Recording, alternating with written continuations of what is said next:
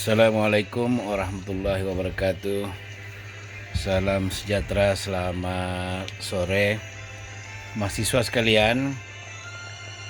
Karena kondisi COVID, kita lanjutkan kuliah materi kita soal mata kuliah telematika atau cybercrime di Fakultas Hukum Universitas Lancang Kuning, Pekanbaru, Riau.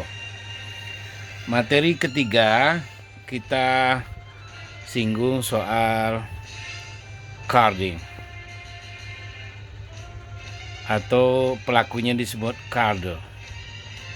Jadi pembahasan saya kemukakan yang terdahulu bahwa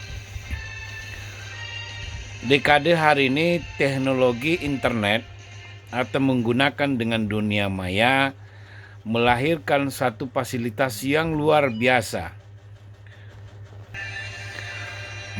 memperpendek jarak, mempersingkat waktu, dan memudahkan berinteraksi di mana saja dan kapan saja. Akhirnya, teknologi kemudahan ini, khususnya di bidang ilmu pengetahuan, juga melahirkan dampak yang sangat negatif. Misalnya kejahatan-kejahatan pencurian atau carding, kegiatan-kegiatan pornografi, telematika di bidang property right, hak cipta, paten, dan sebagainya. Tentu kita singgung masalah carding. Kemudian kita lihat dampak negatif ini tidak bisa dihindari karena kecerdasan manusia mampu juga melahirkan satu inovasi baru di dalam dunia kejahatan. Kemudian lagi misalnya dalam kancah politik menjatuhkan martabat orang, mengirim tidak menyenangkan satu informasi.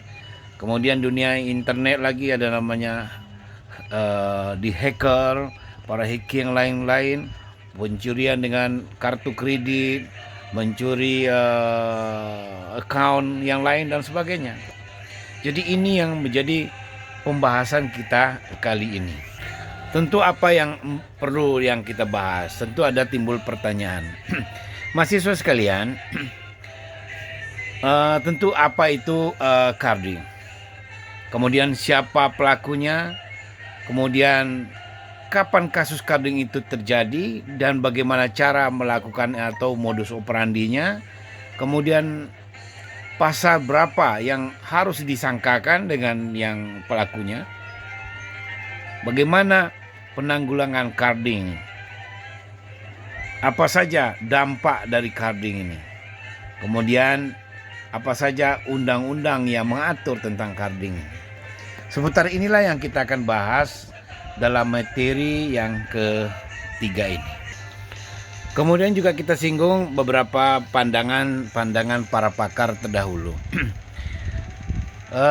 Misalnya pengertian cybercrime menurut beberapa ahli, misalnya ahli kita Indonesia menurut Andi Amsa dalam bukunya Aspek-aspek pidana dalam bidang komputer, mengatakan bahwa cyber sebagai kejahatan yang bidang komputer secara umum dapat diartikan sebagai penggunaan komputer secara ilegal.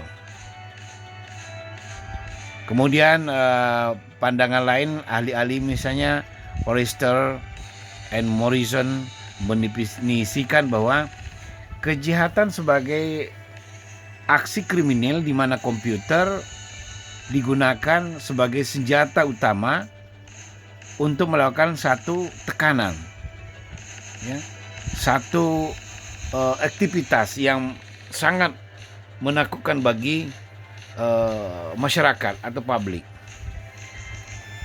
Kemudian definisi yang ketiga, misalnya yoga, memberikan definisi cybercrime lebih menarik karena kejahatan di mana tindakan kriminal hanya bisa dilakukan dengan menggunakan teknologi cyber dan terjadi di dunia cyber itu sendiri atau dunia maya. Kemudian masih menyangkut soal pandangan para pakar. Misalnya carding menurut Dr. Kress dalam buletin mengatakan bahwa carding para hacker adalah sebuah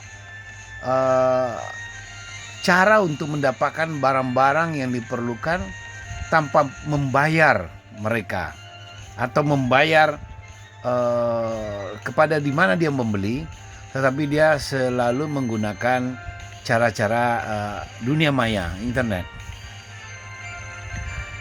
Kemudian carding menurut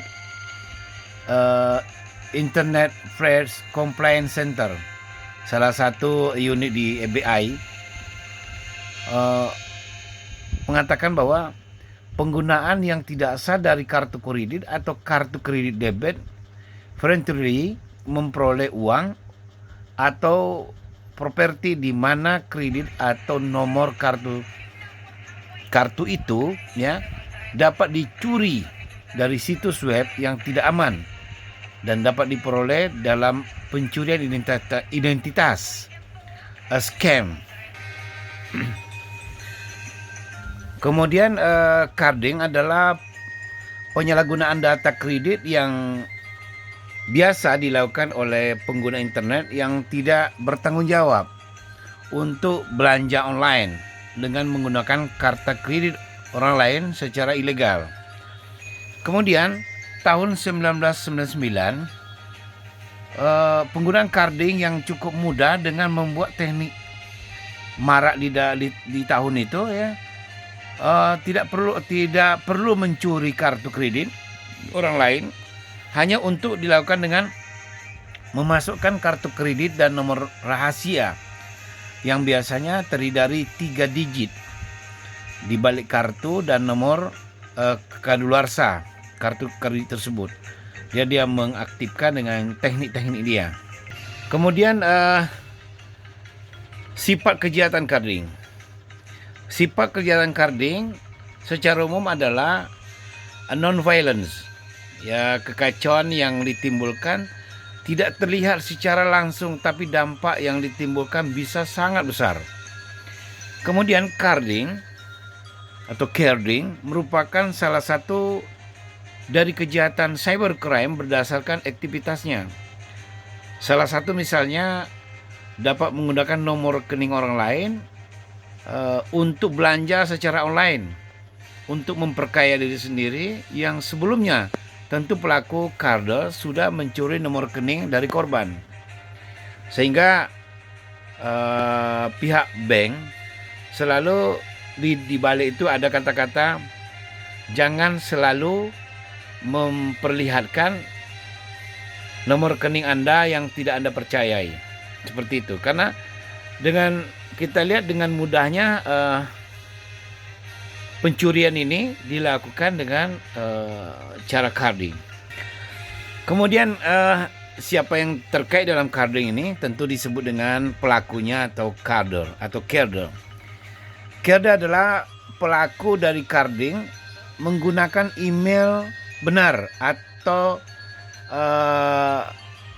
pop up the window untuk menipu nether ke suatu situs web palsu di mana nether diminta untuk memberikan informasi pribadinya. Dan teknik umum yang sering digunakan oleh para carder adalah aksi pencurian adalah membuat situs atau email palsu atau disebut juga dengan phishing, atau dengan tujuan memperoleh informasi nasabah seperti nomor rekening, PIN dan lain-lain, atau disebut dengan personal identification. Setelah informasi dari nasabah sehingga dapat mengambil dana dari nasabah. Target carder yaitu pengguna layanan internet, banking atau situs-situs iklan, jejaring sosial online, shopping dan sejenisnya yang ceroboh dan tidak teliti dalam melakukan transaksi secara online melalui situs internet, email, seperti dikirim dari pihak resmi, sehingga nasabah seringkali tidak menyadari kalau yang sebenarnya berkomunikasi dengan penipu. Misalnya mengatasnamakan bank ini, atau misalnya dia adalah nasabah dari bank itu, sehingga dengan lengah atau dengan gaya-gaya yang profesional padahal dia ada seorang penipu.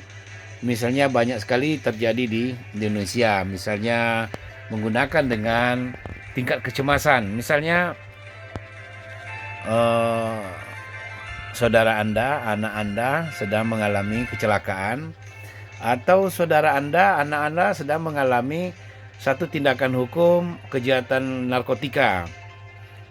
Ini perlu dibantu, perlu ini, sehingga secara tak sadar nomor rekening, bahkan mentransfer uang, kemudian lagi memberikan PIN dan sebagainya. Dan modus lain juga ada juga, menggunakan dengan cara magic, tapi secara pembuktian kan masih agak repot kita melakukan satu tindakan pembuktian masalah menggunakan non logika lah ya. Kemudian sisi lain, pihak-pihak yang terkait dalam carding atau disebutkan NETE adalah pengguna internet. Di dalam hal ini penerima email nasabah sebuah bank dikirimkan oleh para trader. Kemudian sisi lain misalnya ada lagi kejahatan cracker. Cracker adalah sebutan untuk orang yang mencari kelemahan sistem atau memasuki satu kepentingan pribadi yang mencari keuntungan dalam sistem yang dimasuki, seperti pencurian data, penghapusan, penipuan dan sejenisnya. Itu disebut dengan hacker dan sebagainya. Kemudian bank atau bank adalah badan hukum yang dihimpun dana masyarakat. Yang menggunakan ini adalah bank juga sering kena, apalagi nasabah. Jadi ini objek-objek dari penipuan-penipuan ini. Kemudian kita singgung soal modus operandi atau kejahatan yang sering dilakukan dengan cara yang sama atau berulang-ulang. Misalnya mendapatkan nomor kartu kredit atau CC dari tamu hotel. Misalnya kan zaman sekarang kan orang jual beli, ngirim uang, terutama juga di kartu kredit untuk menginap misalnya, atau orang asing dan sebagainya. Kemudian mendapatkan nomor kartu kredit melalui kegiatan chatting di internet, melakukan pemesanan barang ke perusahaan luar negeri dengan menggunakan jasa internet, mengambil dan memanipulasi dari data internet, memberikan keterangan palsu baik kepada waktu pemesanan maupun pada saat pengambilan barang jasa pengiriman. Misalnya objeknya adalah kantor pos, UPL, FedEx, HL, TNT, dan lain-lain. Ini menjadi objek kadang-kadang. Kemudian karyawan, pernah terjadi misalnya satu contoh di Starbucks di Jakarta misalnya, dibajak ratusan kartu kredit. Kemudian Direktorat Reserse Kriminal menangkap karyawan KP Starbucks di Jakarta. Nama inisialnya Didi, umur 26 tahun, terbukti melakukan pembajakan kartu kredit para pelanggannya. Ya, jadi pelanggannya biasanya kan kalau sudah KP-KP yang profesional selalu customernya atau pelanggan itu pasti orang-orang hebat, tidak lagi menggunakan tunai tapi kredit. Ini yang juga menggunakan cara-cara yang di fasilitas internet ini, sehingga fakta menunjukkan bahwa terbukti bahwa fasilitas yang tersedia, teknologi yang sudah tersedia masih banyak oknum-oknum yang memanfaatkan situasi ini, sehingga sadar atau tidak bahwa fakta ini sudah terjadi di tengah-tengah kita. Sekira demikian pengantar cybercrime ini, dan saya minta kepada mahasiswa sekalian, tolong buat video pendek minimal 3 menit untuk dikirimkan ke dosen untuk kami sebagai bahan untuk dinilai, menambah satu poin penilaian kepada Anda sekalian, dan kami beri waktu 10 jam dari saat ini setelah Anda baca. Karena pengalaman saya mengajar di Pasca kemarin, dan ketika beberapa bulan lalu saya jadi ahli di salah satu pengadilan menggunakan internet, sangat terganggu, berulang-ulang kita lakukan penjelasan karena sinyal di daerah itu tidak sama dengan sinyal yang ada di pusat-pusat kota, sehingga membuat kita agak repot. Jadi sengaja kita gunakan, dan Anda sekalian, karena videonya agak panjang, saya masukkan ke YouTube. Jadi Anda silakan buka YouTube, Anda tonton di situ, ambil kesimpulan, dan ini ada slide saya kirimkan, ada 20 slide pada Anda sekalian. Silakan baca, ambil kesimpulan, dan jadikan video salah satu juga materi, dan silakan Anda baca buku-buku lain dan di beberapa sumber pengetahuan untuk dijadikan bahan untuk Anda sekalian, sehingga mahasiswa diharapkan kreatif, inovatif untuk mencari ilmu pengetahuan, karena kemudahan-kemudahan ini mari kita manfaatkan. Sekian, terima kasih. Selamat sore. Saya Yusuf Daeng, dosen Fakultas Hukum Universitas Rancang Kuning, mata kuliah Cybercrime.